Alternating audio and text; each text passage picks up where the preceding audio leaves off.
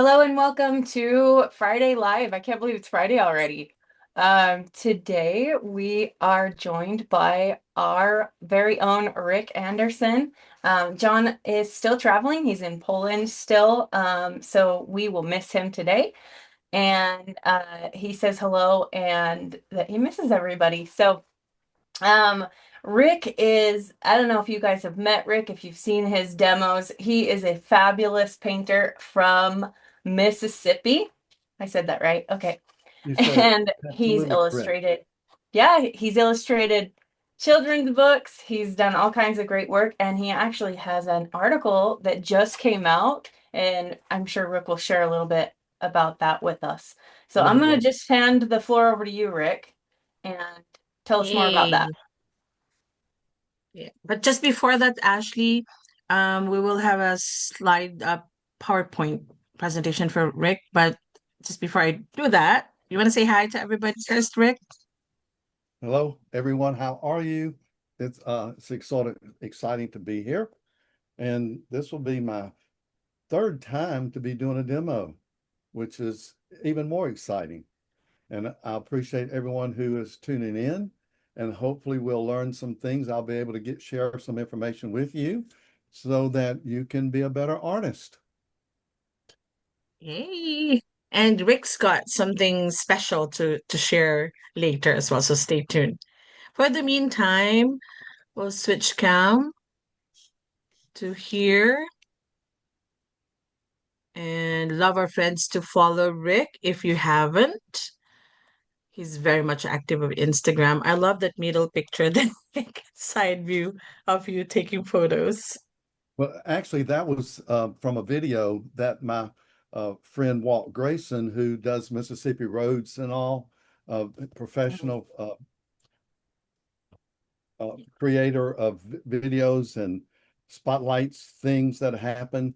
And he's a friend, and he was kind enough to share a portion of Mississippi roads with me. And then that's crediting him from a video that is on my website. Hmm.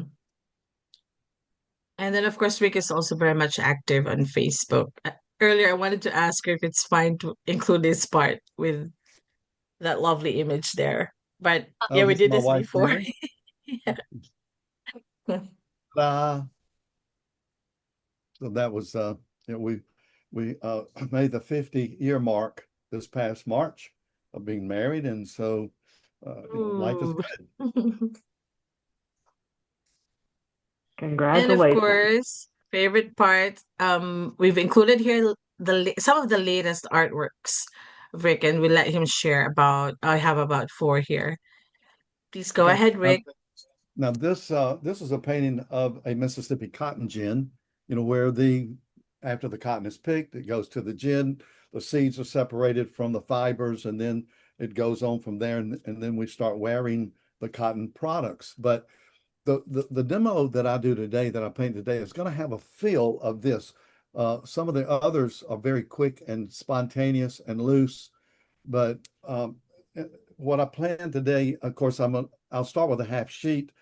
It won't be completed, but what I want to do is just lay in some of the areas just like you see here, with the sky not real dark, not real blue, but just sort of having a stormy feel.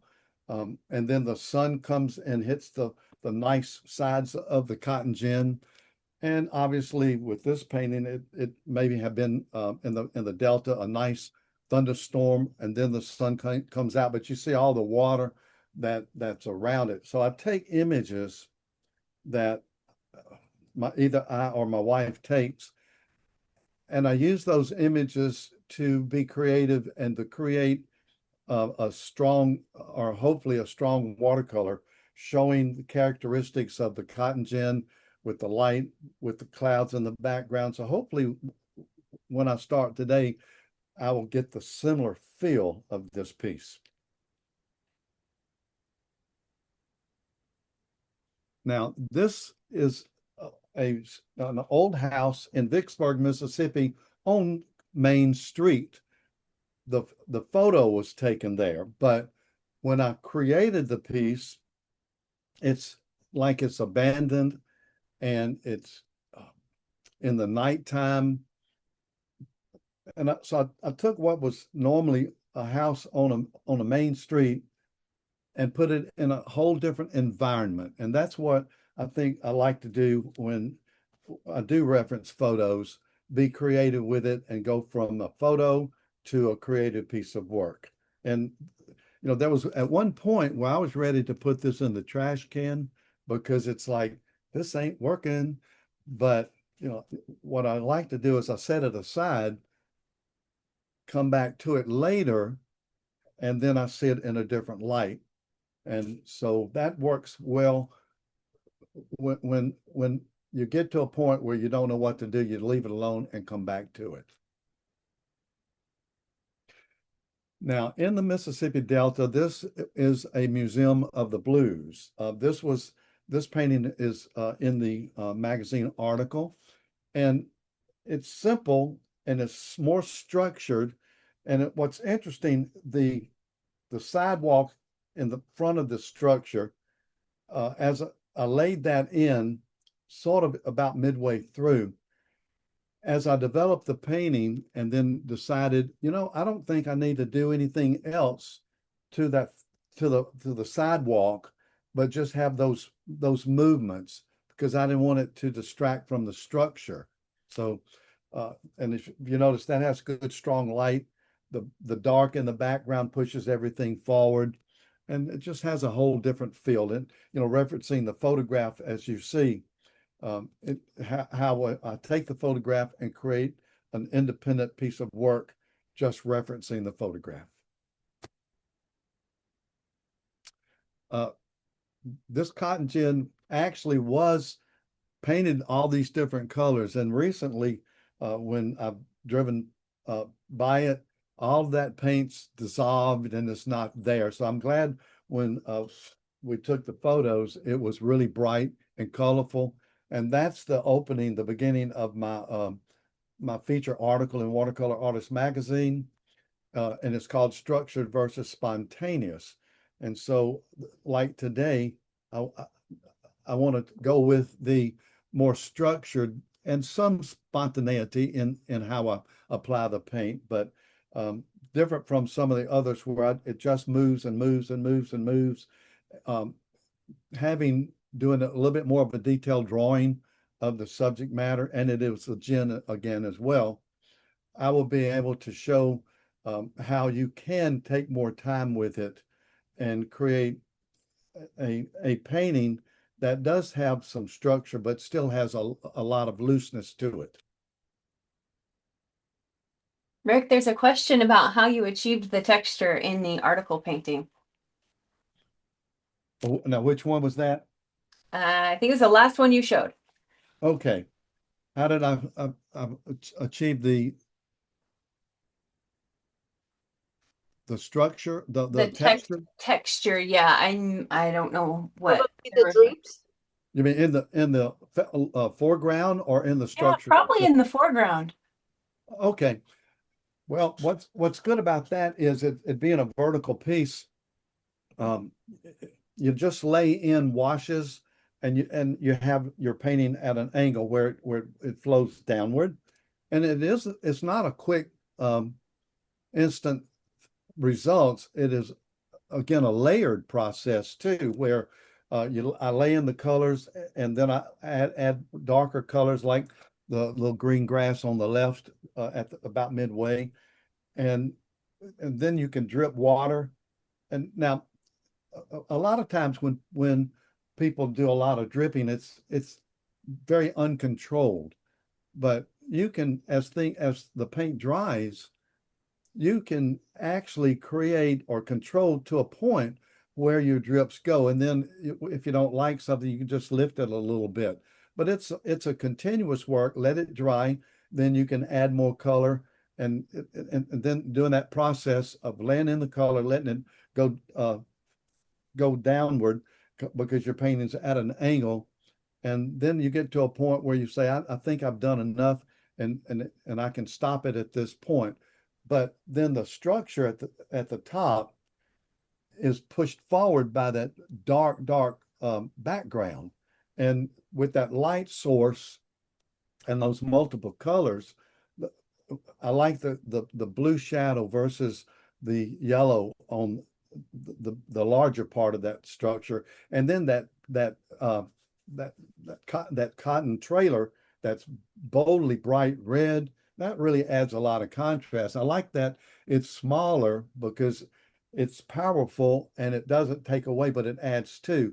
And then the rust on the top of the structure, you know, you have to, everything is not real spontaneous because as you paint, you let it dry. And then a lot of the painting that I do is not so much applying the paint, but backing away and looking at the paint, what you've done so far, and figure out what needs to be done or what needs to be left.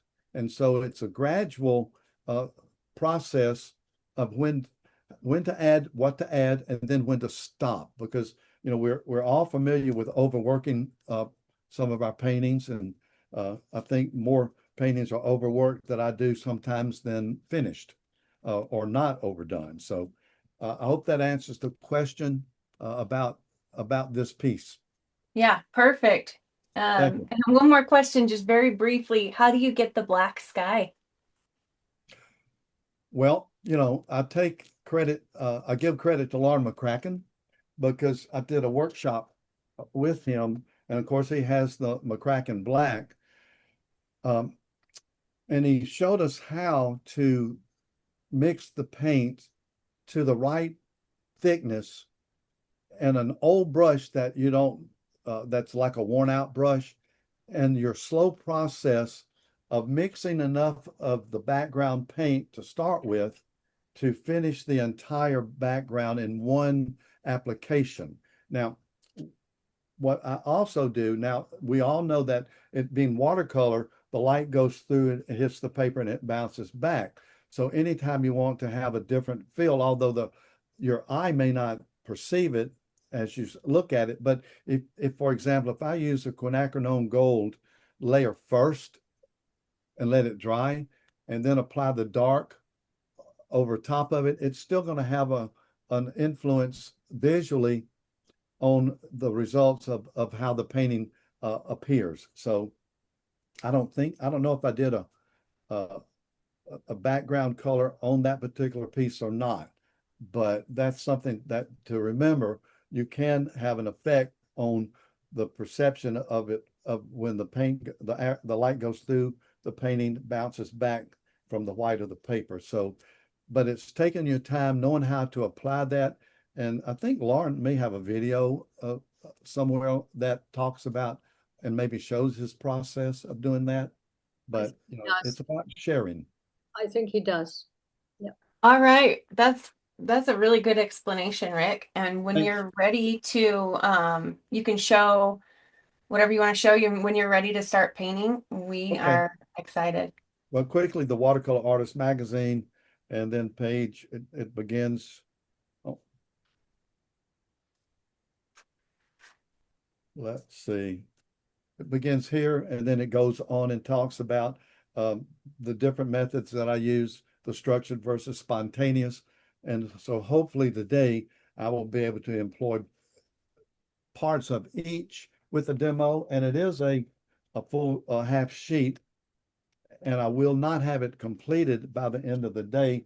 But what I want you to share here, this is I decided today to use mostly my 18 colors of my dot card. So if you want to take a screenshot of that,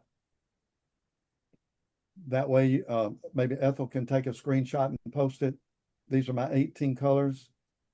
I think it's better to have a photo taken from your end, Rick, and you can just send it Okay, I'll do to that me. and share it Yeah. with you later. Yes, please. Thank you. Good point. So what I did today, I went back to my porcelain palette of all my this is 17 colors. And so I will be using these colors to work today. And as usual, I wanted to share this. A lot of times when I'm working on different structures, I do a pencil sketch that works with the light and with the dark. And sometimes they're a little bit more detailed than other times. That's another cotton gin. But doing a black and white pencil sketch, you can see, you can work out the contrast and then transfer that into when you start applying your paint. And then here's another here. And I purposefully use the cotton gins because that's the subject of today. And this being a vertical piece, similar to the one that you saw a while ago with the multiple colors, working up the design. So if I did a watercolor, say a 15 by 22 vertical piece using this, that has the same sort of familiar feel of the cotton gin that I showed you earlier. So I'm going to set this aside. And if you see the sketch, now I went ahead with the Daniel Smith masking because some of these areas, as I lay in the color, I don't want it to fill up everything. So the masking at the end, I will be lifting and you'll see all that will be white. And again, with this cotton gin here, sometimes we will take a projector and project our image and transfer our image by drawing as it's projected. But if you don't have a projector and there's some basic simple shapes that you want to make sure that they're correct, you could take the time and measure out everything and spend a lot of time getting the structure as accurately drawn, if that's the method that you want to use. But another way is using the photograph. And I will take this is the actual size that I printed that I was going to paint today. That way I can take it and arrange it on my paper where I want it to be. And then, so how do I transfer that into this drawing? Well, I make 2 copies and make this, your copy thick on nice photo paper. And then you get your X-Acto knife, you see, and you lay out the shapes. And as you lay out the shapes, I take a shape at a time, see, and I outline it. But I start at the top. And as you just outline the shapes, you move it aside, and then that way you have it piece by piece. So it's easy to get the exterior, the outline, but then by getting in every shape that's inside, you take your X-Acto knife and you trim it out, you lay it down, and you transfer it by outlining it, and you end up with a lot of pieces of paper.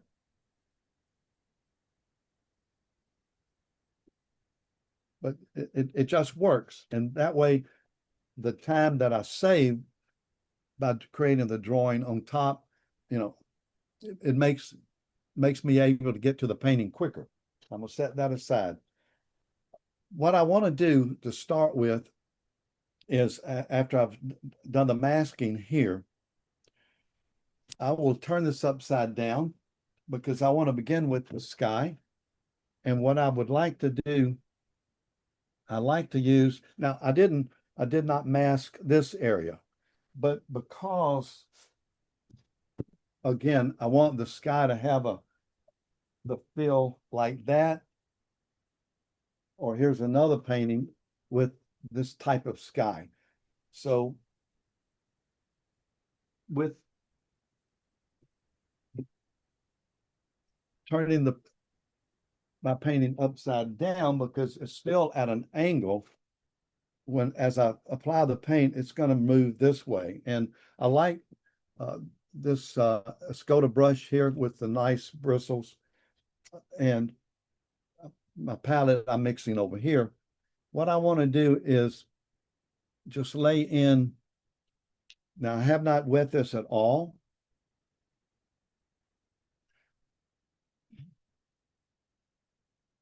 So I just lay in a nice wash with this brush here. And what's good about the brush, it goes neatly to the edges. So if I'm careful, I don't have to mask that part off. And by adding this quinacridone gold here and there, I'm still keeping it wet.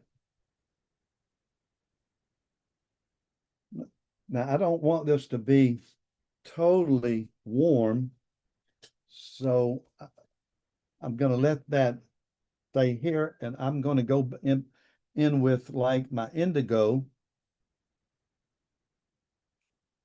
And what's not in my palette, my 18 colors, it's like a tiger's eye, genuine. So, because I want to have a brownish feel too. So I'm going to mix the sepia with it in still a washy manner.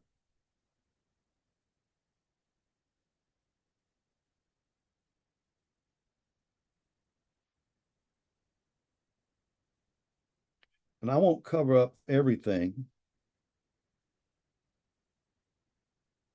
And as it's still wet, what I like about how it will bleed this way and work well with that quinacridone gold.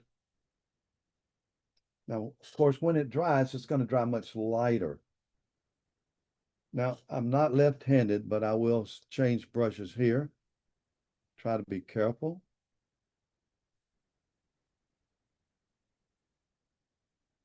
And I like the way this color, you see, it starts to bleed downward.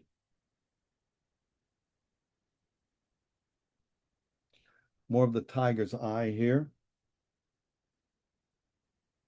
We go back with a little bit more indigo, mixing with that tiger's eye. Now this is the loose part. And when I start working on the gin, it will be a little bit tighter. We'll lift that. Being not left-handed, it did infringe there a little bit. Because I want the sky to have a stormy feel, but not that solid dark that was in that other painting you saw.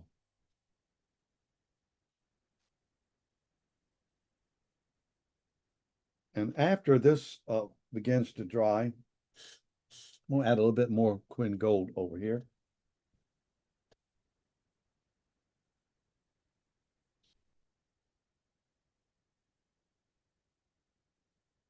And as I brush over, it will blend it together a little bit better. Let's see. Now, I did put a little bit of McCracken black in here. See how it will get a little bit darker. That's in a little porcelain container.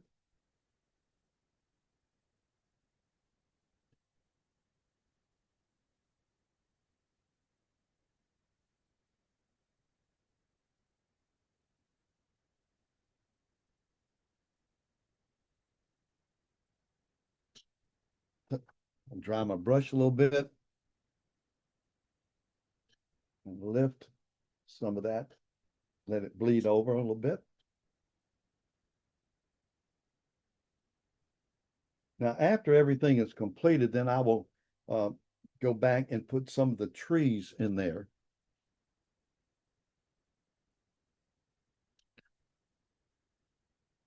Going to hit a little bit of the quinacridone gold deep and see how that blends with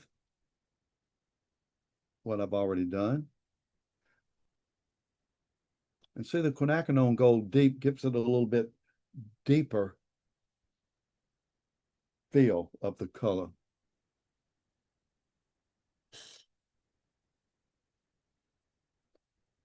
Now, what I'm doing is I need to do repeat some of what's there over here so that it's not this color, these colors and then these colors together, all separate. And what I like about the Quin Gold and the Quin Gold Deep, they will really move into a darker color. and create some interesting effects. Now I'm mixing the quinacridone gold deep with the McLaren black.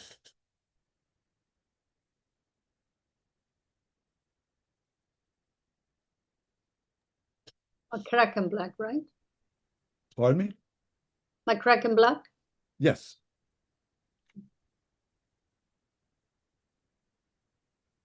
I've got the tube somewhere. Anyway. Yeah, the McCracken black here.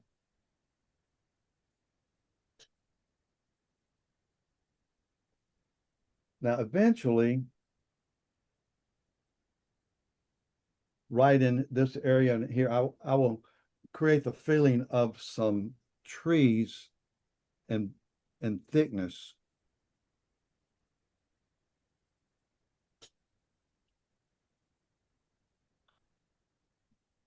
Mixing the more indigo. Now, I think the camera is showing things a little bit more dark than they actually are. It's like a bit saturated, right? The color is like a bit saturated. Yeah. Yes. Want to be careful there. There is Kathy would like to know what pencil lead do you use? Which what?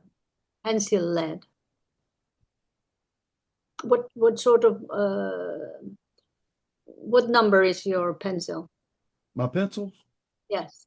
Oh, I like to use the Eagle brand pencils. I think the pencils that I used here was the B or the F pencil. The B is softer, and I keep it to I use an X-Acto knife and create a nice point with it.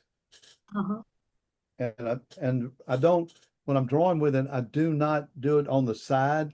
Mostly when I'm doing the lines, I have it a nice sharp point, and I draw it sort of vertically.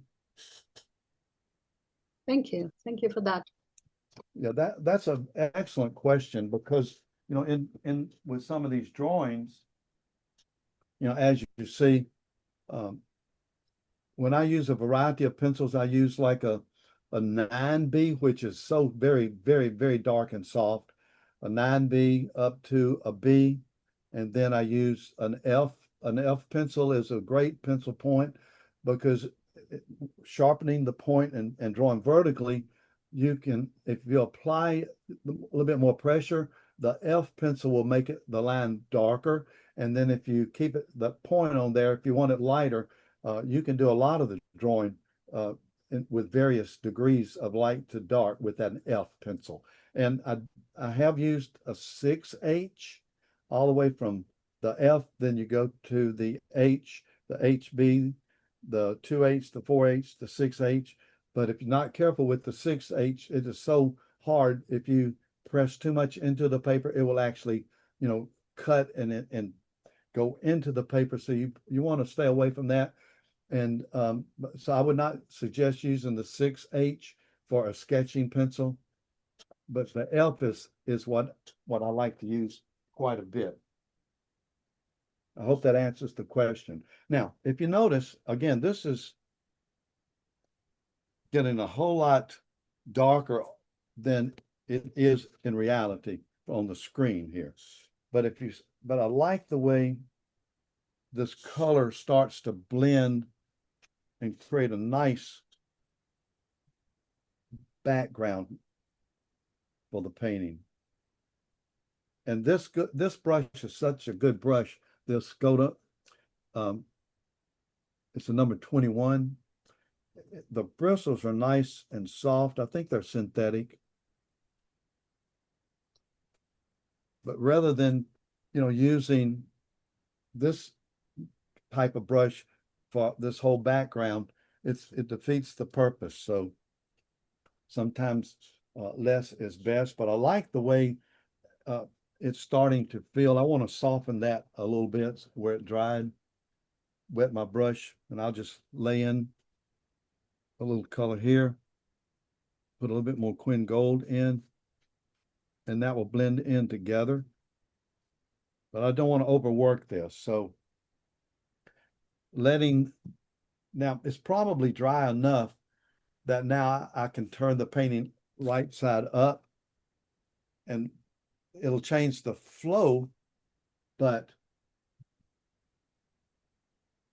if you notice what I like about it now, I've just realized if my light is coming here, that probably does not need to be light coming from there. So I will go back. I'm just going to lay in some of the mixes that I've already done here just to soften that. So it doesn't take away, but it will work in with everything else. Now, This is a gorgeous go ahead. What's that? It's a gorgeous background. Thank you. It's beautiful, yeah. Yeah, we can apply it. It makes the foreground stand out so much. And you know, when you get the chance, the live video, we go live and it's quick, and sometimes we may miss something. And what's good about watching the replay, the video again later at your own pace, you can, you know, pause it, of course, and pick up things that we just skipped over as we're working here. Now, on this, let's see where I put the photo. Oh, looking back at the photo here, I've got to keep this, and this. I'm going to keep that the white of the paper. And then this looks very dark here, and that's very dark, but looking at it close up, I can see things that are happening, and the darkness in the photograph that you see is not as dark as I'm going to make it, because I want to have some of the details in there that you don't see here. So the white, and now with the cotton gin, you know, it's 10, and as it starts out sort of a grayish blue. Now, this color is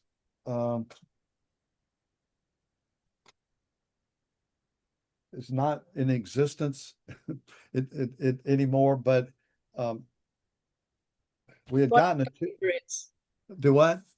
It's one of your favorites.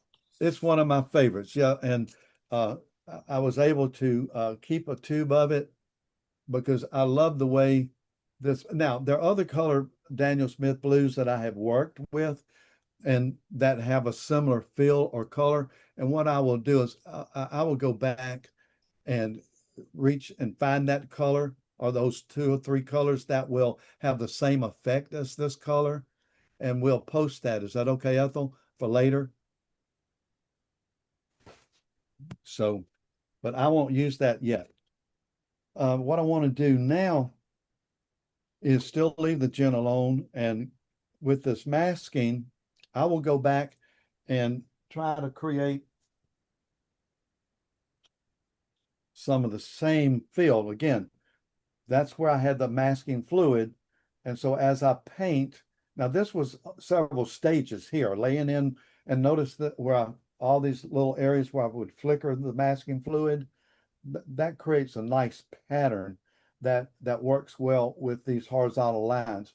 And probably in the piece I'm doing right now will have the same feel, hopefully, when I finish, as this does, showing like it has. We've had a real strong thunderstorm, and then the sun comes out, of course, and then we lift that. We see where the water is still puddling throughout the image. But what I like about it is the horizontal lines and how the contrast takes our eye from the softness here upward, and it breaks these into nice lines that takes your eye into the page up to here and then to the nice sky. But I also wanted to make sure that my subject here has the rusty tin roof too, because I like that contrast of the softness, the white, and then that nice, bold, rusty gin at the top on the roof. So I keep referring to that. And at the same time, showing you this piece, which has the same feel, the horizontal lines, but it's not nearly the contrast of the other pieces. And this is just a softer look. And what helps, if you look up close, as I lay in the, like birds flying through the sky, they always break up, for me, that space there, because we're looking for things that draw our attention as the trees go up, the white again of the roof and the sun coming this way, hitting different parts, these trees, and then a nice movement that takes you out from one side, to the other. So it's good to compare different paintings where you get different results, but sort of using the same process. Now, and I've been using these different colors, the darker colors here, with the wide brush, and I'll still use the wide brush, but I'm gonna clean my palette as I'm doing now. That takes all that mixture away. So, and I have about 4 jars of water because I like to have a clean water. That's, some artists use the same water the whole time, but I like to start it with freshness. Now, where I did the sky without wetting the background, I'm going to lay in some light water, which is totally different from the way I did the sky.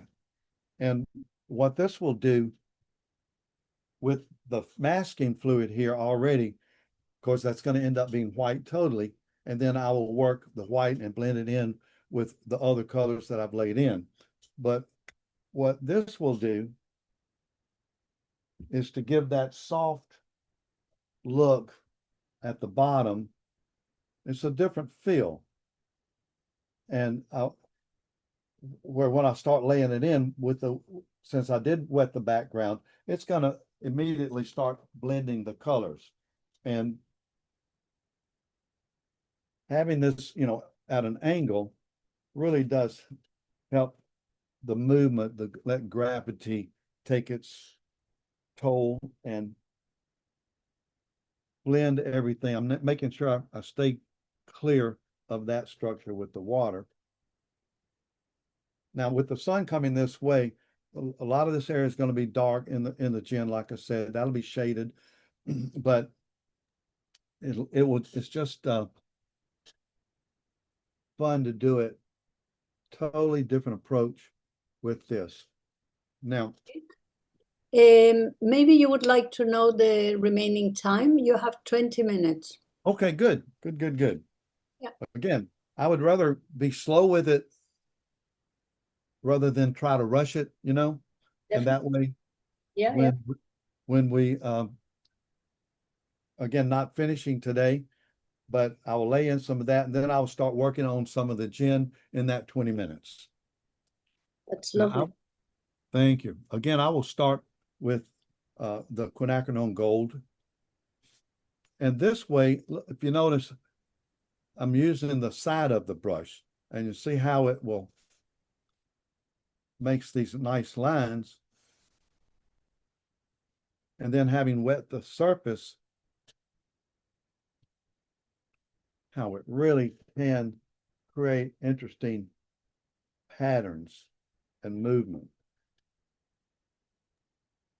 Rick, you did talk about turning your board upside down and things to get the paint to flow different ways, but Anna Candela wants to know how much of an angle do you like to work with? It just depends. This see, let me see if I'll sort of it's hard to say, about a 7 or 8 or 9 degree angle, I think.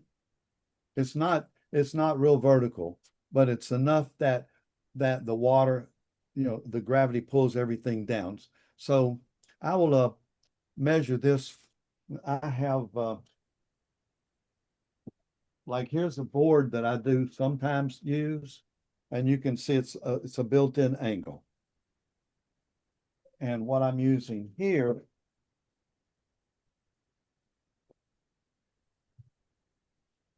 is about like this, you see. It's just enough angle to let it not totally run real fast. All right. Now, a little of that, I want to add a little bit, I like that tiger's eye, because and then if I'll mix some of that with the McLaren black, but not immediately.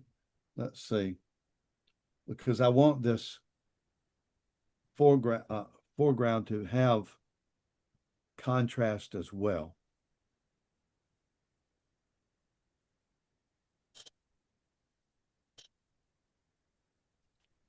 And I want it to bleed down.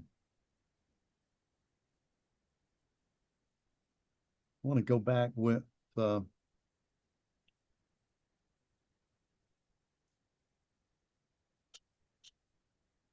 little bit of raw sienna here too, in my palette. Let's see what that does. Okay, it doesn't have the brightness that the quinacridone gold has.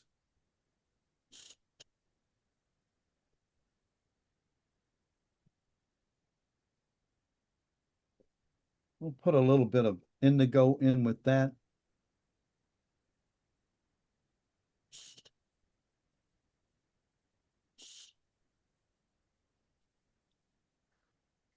And also, I like to do a little of this splattering, which gives a nice angle to it. But I don't want it on here. So if I'll cover this up a little bit.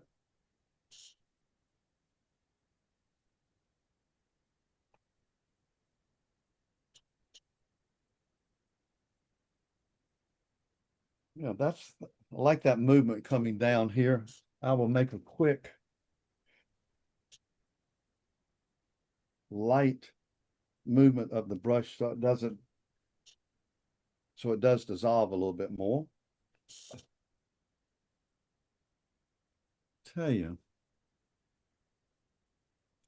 I'm going to throw in a little bit of maybe, I think this may be undersea green, just to work a little bit with that. And again, when I take the masking fluid off, those nice horizontal lines are going to really stand out. Now, see how this is starting to blend down?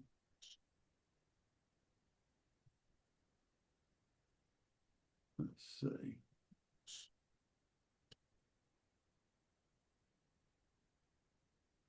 I need to go into this.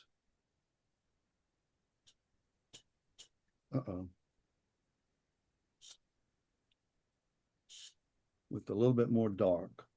And of course, it's going to dry lighter. But what's fun to do is, as I lay this in, once it dries, it's fun to see how nature takes the paint and creates nice shapes there. I like that dark here a little bit. Go back in. Of course, it's still wet.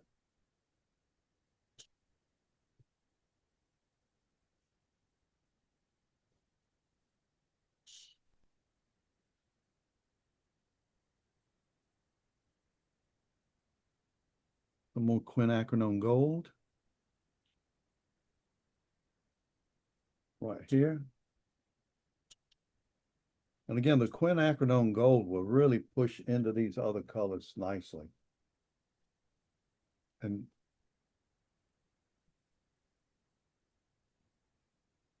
now, if you notice, I'm just laying it in over top, not scrubbing, because I don't want it to make it overwork it here.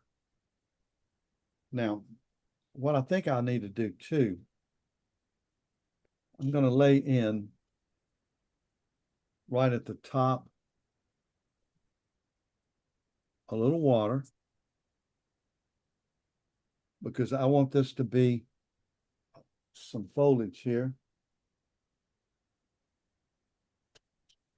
And this is where I will take this brush is like an Escoda number 8, and it's has a nice nice long bristles to it. So little undersea green, and I think I will mix the quinacridone gold deep with that and try to create like trees and shrubbery and stuff here to break that space. I want to put a little bit of indigo in with that too. Now, having wet that, it's just going to have create a nice feel to break this space up some. Now that creates that good contrast there. But that will blend in together. So I'll need to come over here with it as well.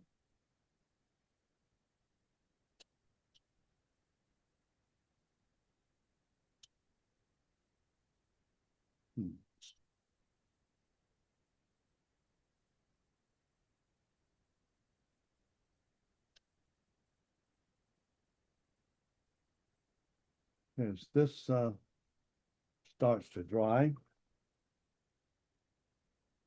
I'm going to go back to my photograph here and set it in front of me. All right. Now I'm going to have to be really careful because this is still wet. So when I start to apply paint here, I don't mess that up. Now, let's see. I will use for some of this. This is a number 8 Escoda brush. All right. I will clean my palette here.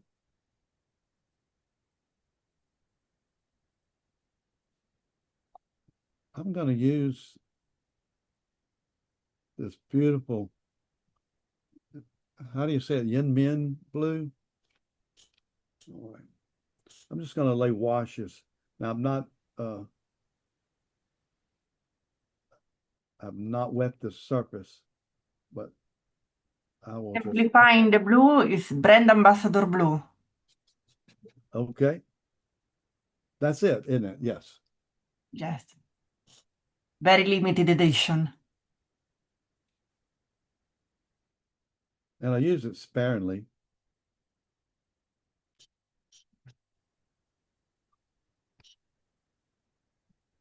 Whiting, and then that's shadowed over in this area here.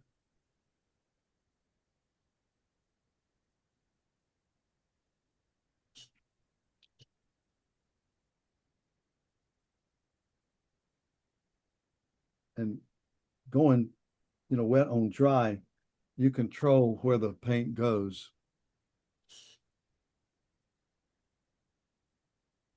Now I noticed in the photograph, this area right here, there's a little light there. So I'm going to try to leave that. And that's that shadow, that really harsh, strong shadow. And that's going to be totally white. This is shadow here. I don't want to cut into that. Rick, just a quick time check. You're doing great. You have 10 minutes left. 10 minutes? Can we go longer? I'd do this all day if I could. Huh? I know, right? Happy work, Rick. Painting is so much fun. And, the more we learn, or my perspective is the more I learn, the more I've learned that I don't know as much as I need to know. That's true. It really is true. And what I like watching other artists, especially other brand ambassadors who paint totally different from the way I paint, but you can always learn, and everything you learn that you don't do at the time, you can use as you need to improve what you're doing. And there may be like,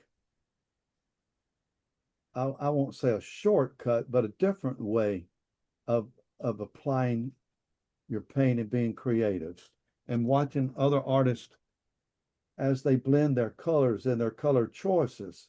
And you know what I like about Daniel Smith paint, one of the things I like about it is that it's consistent, and as you buy or look for other colors to use, how you can find a color that you'd not used before and just say, how did I do without this color? So there's no such thing as too many colors. But again, purposefully today, I wanted to make sure that I used, reference from my 18 dot colors of a dot card, because that's the first choice of cards that I picked up and decided that would be my base colors. Now, still, I don't want to put my hand on that, but I want to put a shadow. That's what I'm trying to do right now. Is lay in these shadowed areas.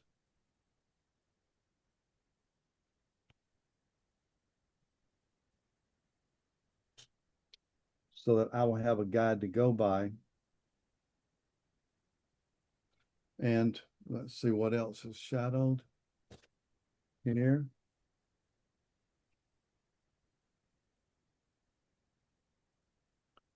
Now with the brand ambassador blue, I will put a little bit of indigo into it as well, because I want it a little darker. And see, this is a process here. Now this, I don't know if it's totally dry yet,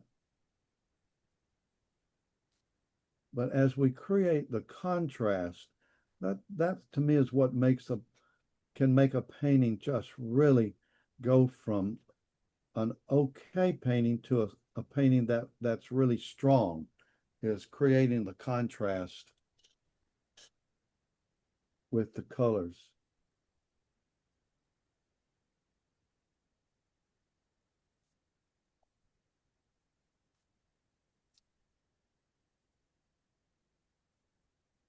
And being wet on dry, I've got these clean edges here where it's not blending.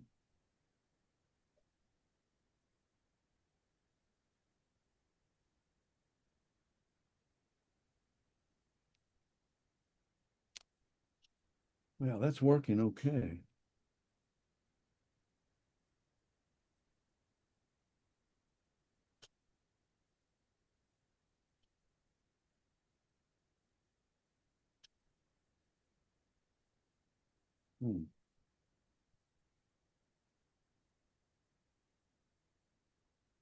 Now, since this is still wet, laying this in, it's going to bleed in with the other paint and create some nice patterns there. It will, of course, bleed in a lot more and blend in together. What I'm going to do is right now try to, since our time is getting close, I'm mixing the Quinn Gold Deep with, I think this is my cadmium red medium, to give a feeling.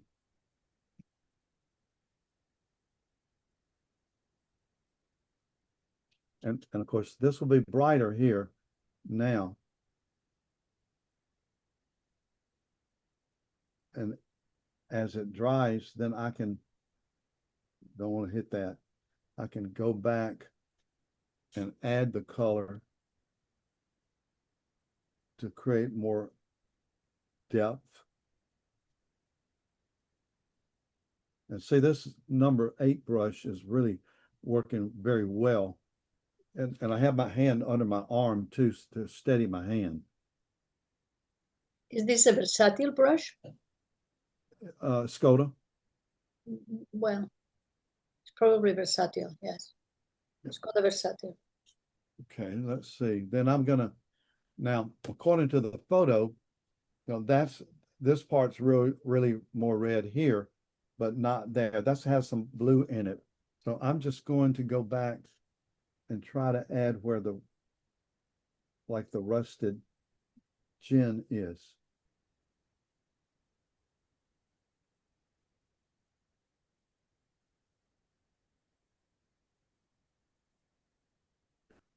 And see how the point just really works for you.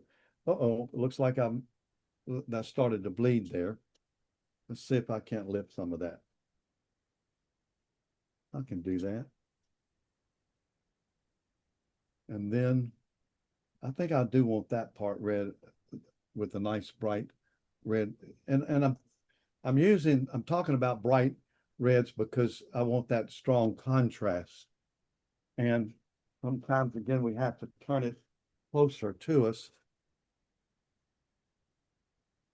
So it's upside down.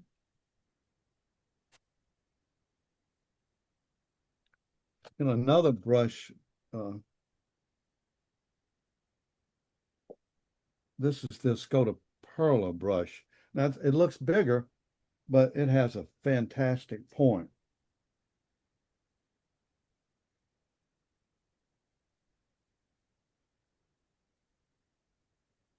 See how that really catches that line there. Wow, that works well.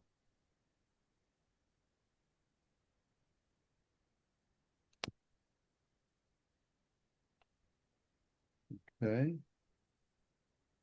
While I'm here, I'm gonna go ahead and make this line red here for the rusted tin. Same here.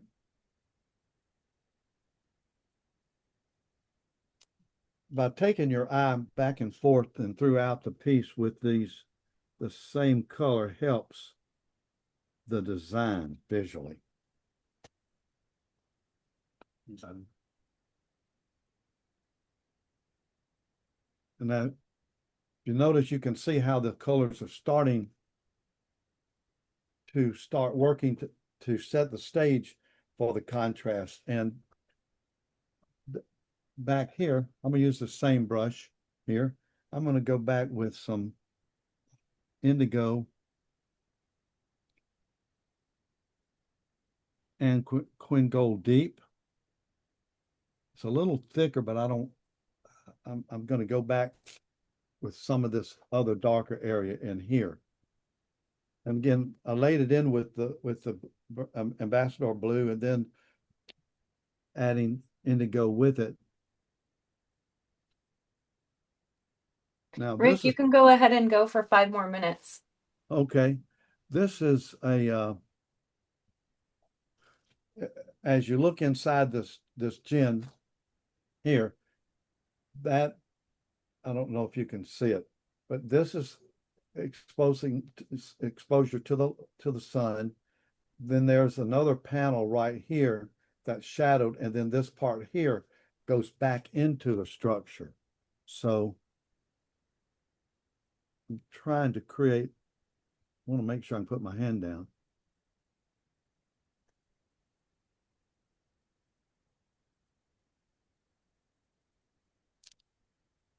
And take this down here.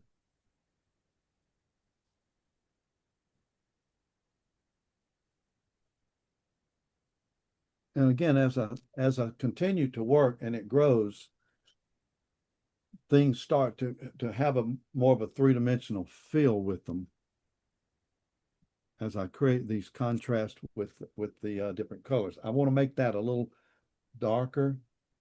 So I use the same color here, I'm gonna be careful not to hit that edge here because that's still wet. I still want this a little bit darker.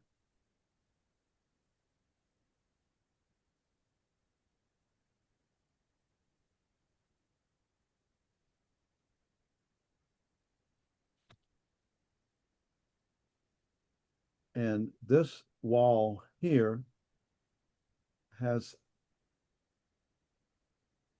goes underneath here. You can, and it goes actually into the structure as well. And it's on about 3 different legs here.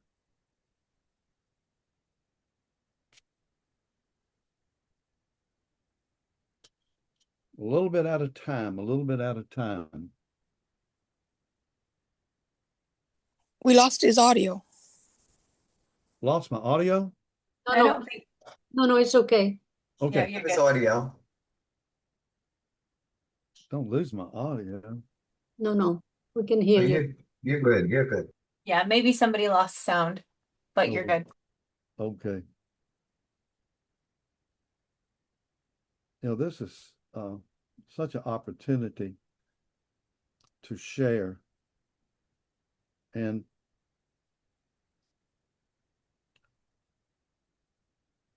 if someone in the audience uses some of the ways that I paint, just let me know. And that's what it's about sharing. I wish you could see all the comments, the positive comments. Yeah. One of the last ones is, thank you so much for sharing all that knowledge and explaining your process, tips and tricks you Well, put in thank you. artwork. That's from Facebook. Thank you. I taught art in public schools and university levels for 25 years. And so that's what I did the whole time, was sharing information to my students. I don't consider my audience here my students, but we're all in here to learn. Mm. I'm slowly just building up areas, and this will blend in a little bit more. Ooh. Ooh. What's ooh? Ooh, super. And interesting. Thank you. Yeah.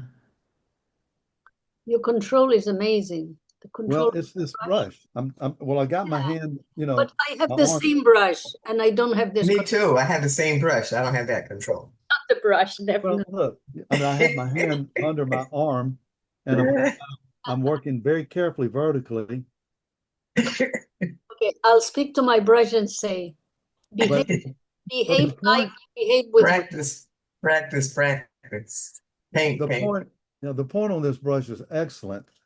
You can do magic with it. You can, yes. Well, Maybe Ashley can share what she was just writing about Stella, what you were writing, Ashley.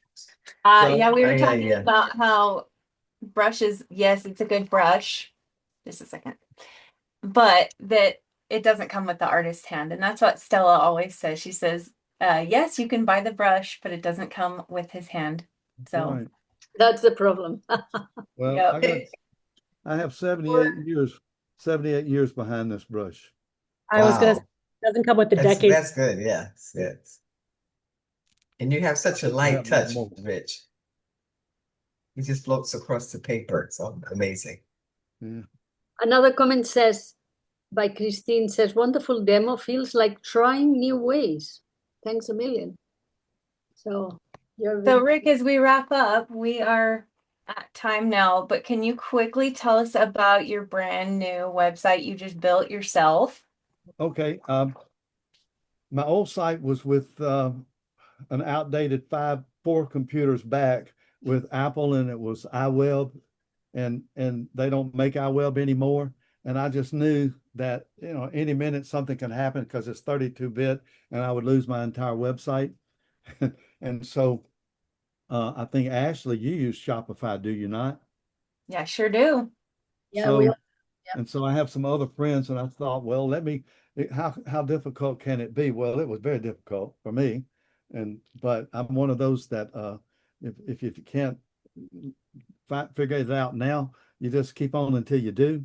And it does have an AI component, but sometimes AI would get to a point with the questions that I would ask. It would say, "Thank you, come back again," which meant they couldn't ask them. AI as small as much as we've heard about AI, it has information, but it doesn't have a mind.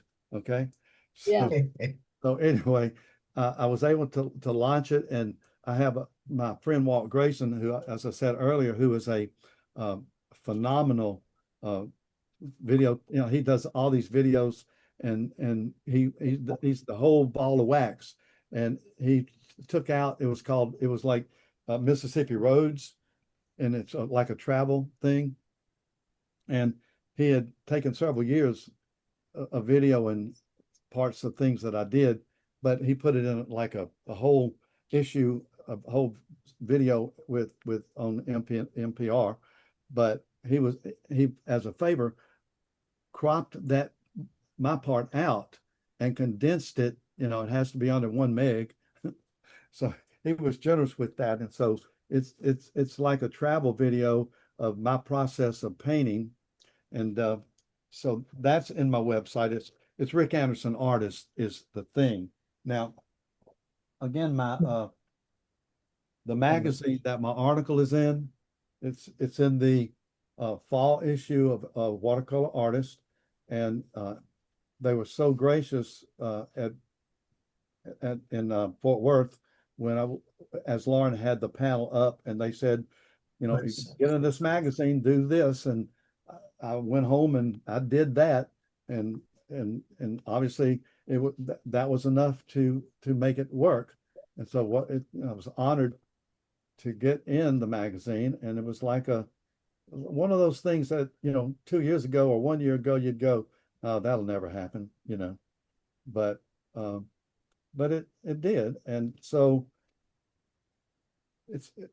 let's see, that's the opening. It's basically structured and spontaneous, which you see right here with this. It's structured, but it has spontaneity to it as well. And Michael, who worked with me, he helped write it, but I wrote all the information, and he put it together. And it's just nice. It's an honor to be chosen to do that. And I can't thank the magazine enough. But it tells me that we as artists are unlimited as to what we can do. And so I don't believe in the word failure. I believe in the word, you just keep going. And if it doesn't work this time, it will work next time. The more you know, the more you know you don't know, which is a good thing as far as I'm concerned, because at my age, I'm learning, and I'm having experiences that I would have never thought I would have 5 years ago. So, and I like the community of watercolor artists internationally, because internationally we're one, and it doesn't matter what country we're from. We have the same ideas and the same goals, and we share. And that's what I love about being part of a group of positive thinking, sharing information that will help us all become better artists. Oh, thank you, Rick. This was so inspiring. Congratulations on the website and the magazine article. I just want to say Lou in Facebook said the magazine is honored to have you in it. So please share your finished piece on Instagram so that we can see it. I will do it. All right. Thanks, everybody. We'll see you next week. Congratulations, Rick. Thanks, Rick. Thank you. Thank you. Thank you, Rick. Awesome. Thank you, Rick. Thank you, everyone. Bye-bye. Bye. Thanks.